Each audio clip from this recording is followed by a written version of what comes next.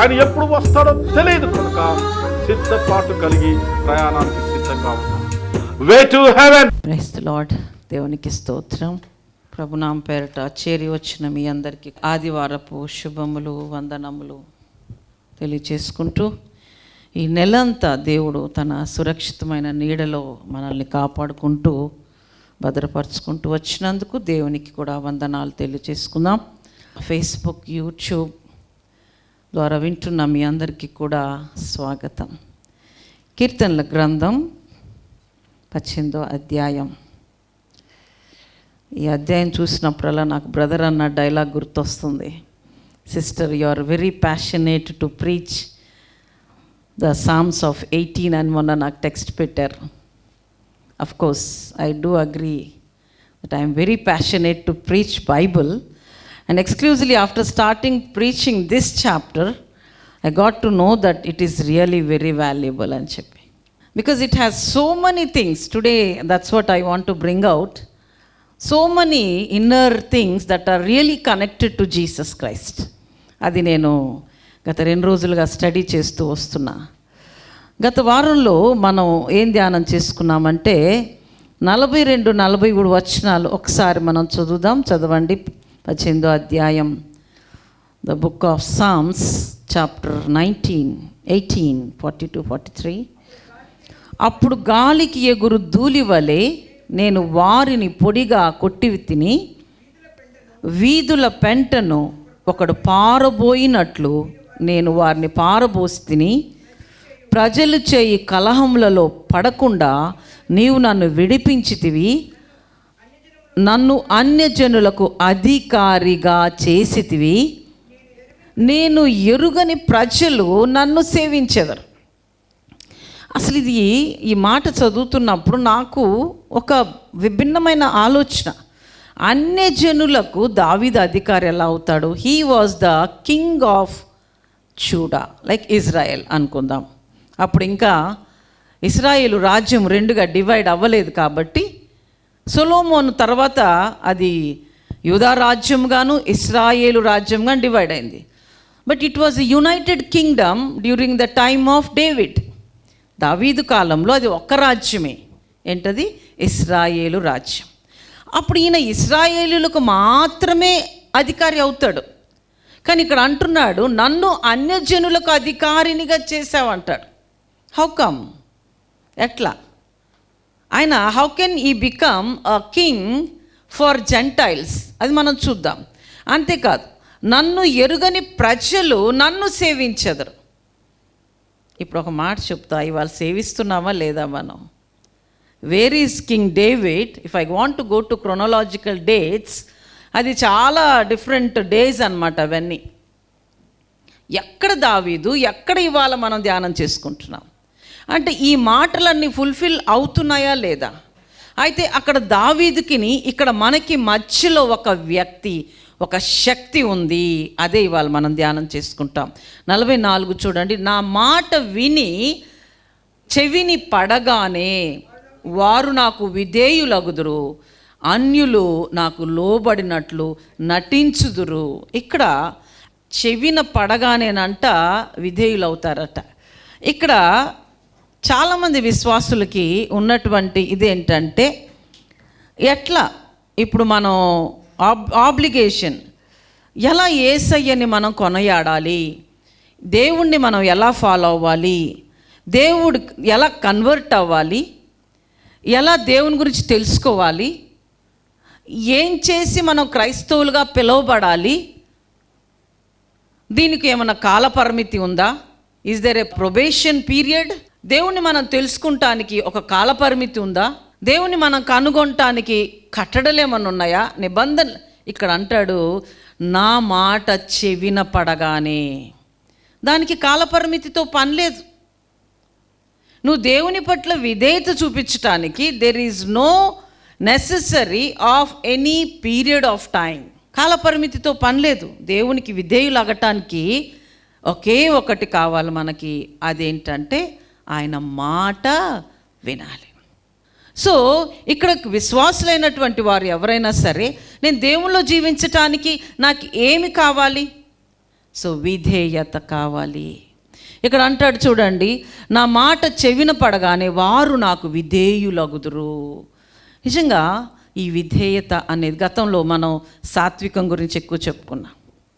విధేయత గురించి చెప్పుకోవాలంటే there is no one in the world that is as obedient as Jesus Christ. ఒకసారి చూడండి, ఫిలిప్పీయులకు రాసిన పత్రిక చూద్దాము. As obedient as Jesus Christ. ఫిలిప్పీయులకు రాసిన పత్రిక 2వ అధ్యాయం 5వ వచనం నుంచి చదవండి. క్రీస్తు యేసునకు కలిగిన ఈ మనస్సును మీరును కలిగి ఉండుడి. ఆయన దేవుని స్వరూపము కలిగిన వాడై ఉండి దేవునితో సమానముగా ఉండుట విడిచిపెట్టకూడని భాగ్యమని ఎంచుకొనలేదు, కానీ మనుష్యుల పోలికగా పుట్టి దాసుని స్వరూపమును ధరించి తన్ను తానే రిక్తునిగా చేసుకొనెను. మరియు ఆయన ఆకారమందు మనుష్యుడిగా కనబడి మరణము పొందునంతగా, అనగా సిలువ మరణము పొందునంతగా విధేయత చూపిన వాడై తన్ను తాను తగ్గించుకున్నాడు. యేసుక్రీస్తుకు మించినటువంటి obedient person nobody is there. తాను మనుషుల పోలికగా పుట్టాడు. దాసుని స్వరూపం అంటే ఆయన రూపమును ఒక సర్వెంట్ లెవెల్కి తగ్గించుకున్నాడు. But who is Jesus? He is God. Why was he so humble? తన్ను తాను దాసుని స్వరూపం చేసి తన్ను తాను రిక్తుని చేసుకొని మరణం పొందినంతగా, అది కూడా సిలువ మరణం. ఇక్కడ పౌలు చాలా బాగా అంటాడు, ఎందుకంటే మరణం వేరు, సిలువ మరణం వేరు. భయంకరమైనటువంటి నేరస్తులకి వేసే శిక్ష అది. అట ఈయన విధేయత చూపి తన్ను తాను తగ్గించుకున్నాడు. విధేయతకి అర్థము చెప్పినవాడు మన యేసయ్య. కాబట్టి ఇక్కడ అందుకే అంటాడు చూడండి, తర్వాత 10వ వచనము, అందుచేతను చదవండి 9వ వచనం ఫిలిప్పీయులకు రాసిన పత్రిక. అందుచేతను పరలోకమందున్న వారిలో కానీ, భూమి మీద ఉన్నవారిలో కానీ, భూమి క్రింద ఉన్న వారిలో కానీ ప్రతి వాని మోకాలును యేసు నామమున వంగునట్లు, ప్రతి వాని నాలుక తండ్రి అయిన దేవుని మహిమార్థమై యేసుక్రీస్తు ప్రభు అని ఒప్పుకొనున్నట్లును దేవుడు ఆయనను అధికముగా హెచ్చించి ప్రతి నామమునకు పై నామమును ఆయనకు అనుగ్రహించాను. ఆమేన్. అందుచేత, ఎందుచేత? విధేయత కలిగి ఉండుట చేత.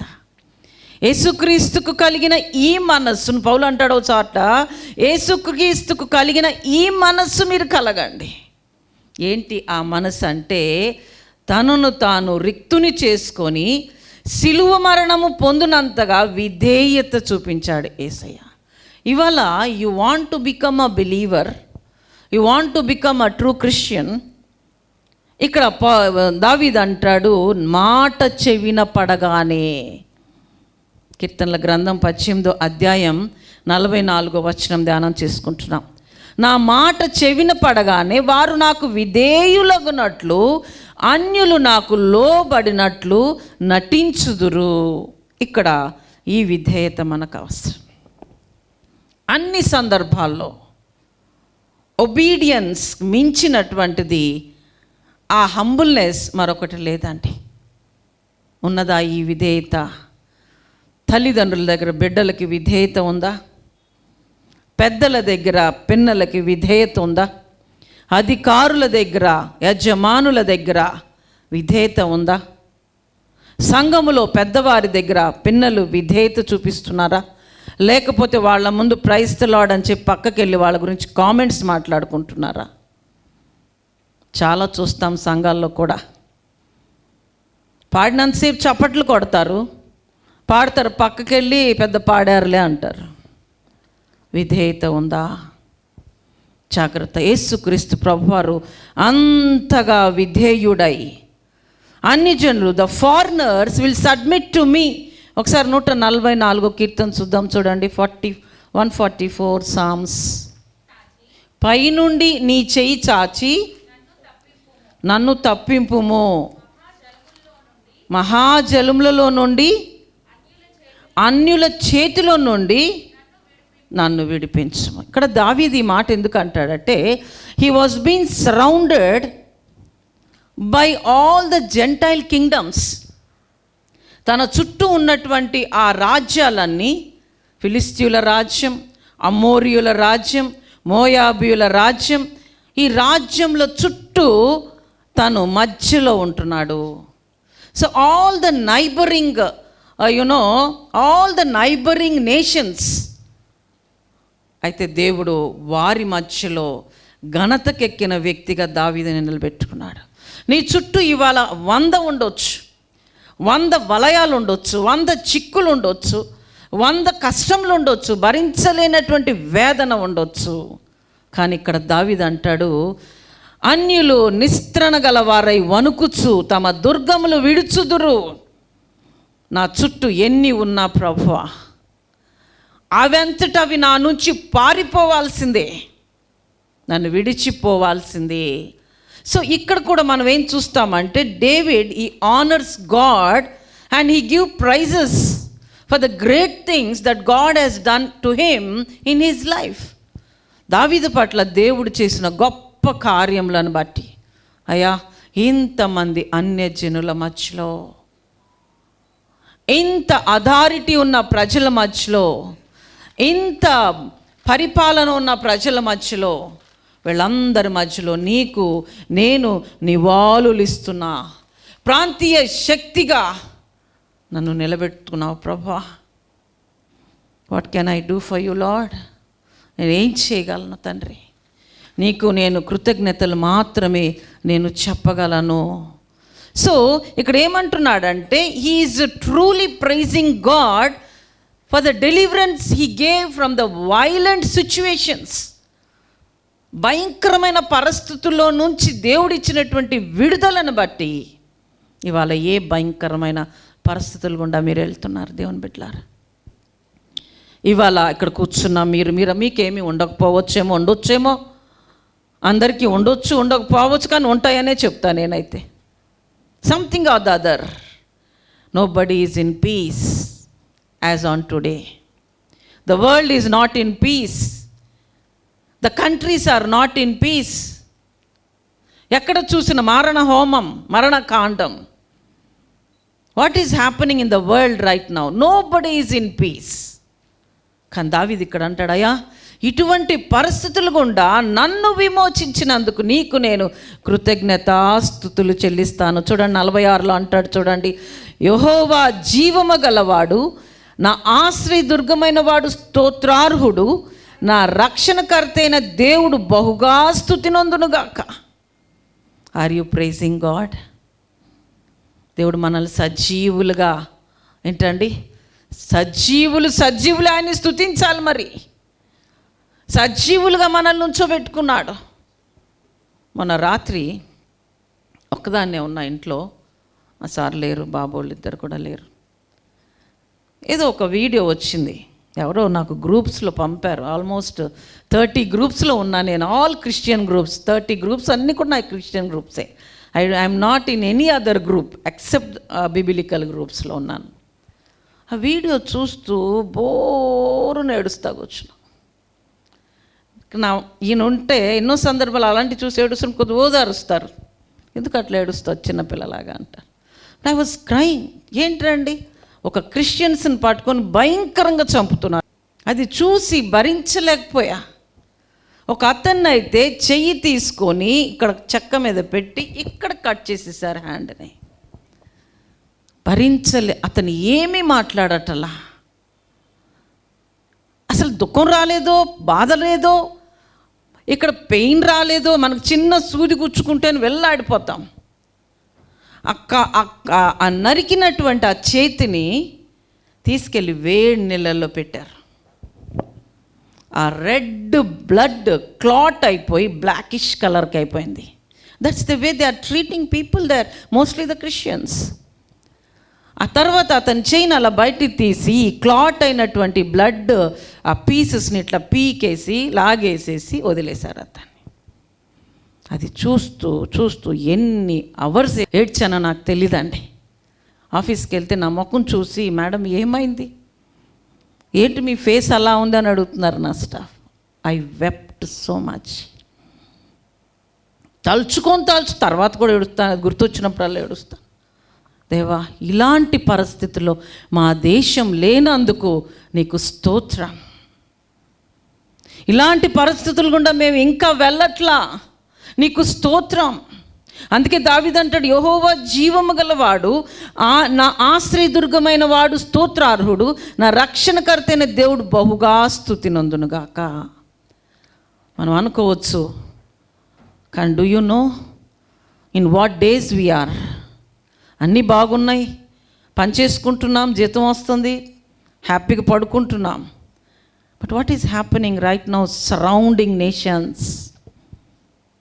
అలాగే దావీదు కూడా అలాంటి పరిస్థితులు గుండా వెళ్తున్నాడు అనమాట.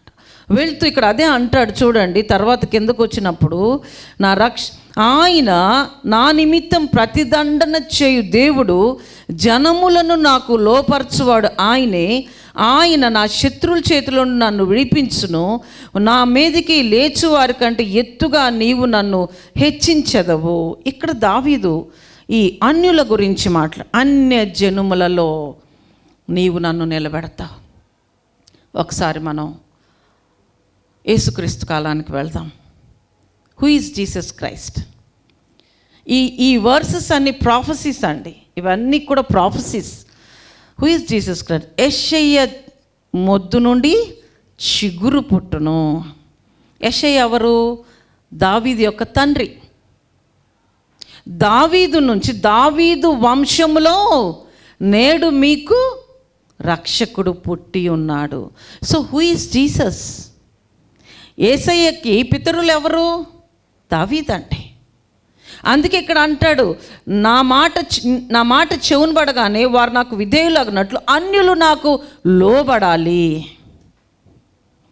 అందుకే చాలా గొప్ప ప్రాఫెసీస్ దేవుడు ఇక్కడ దేవుడి గురించి చెప్తూ, తనని విడిపించిన విధానం, విమోచించిన విధానం, బయటికి తీసుకొచ్చిన విధానం మనం చూసినప్పుడు 4 మాటలు చెప్పి నేను ముగిస్తాను.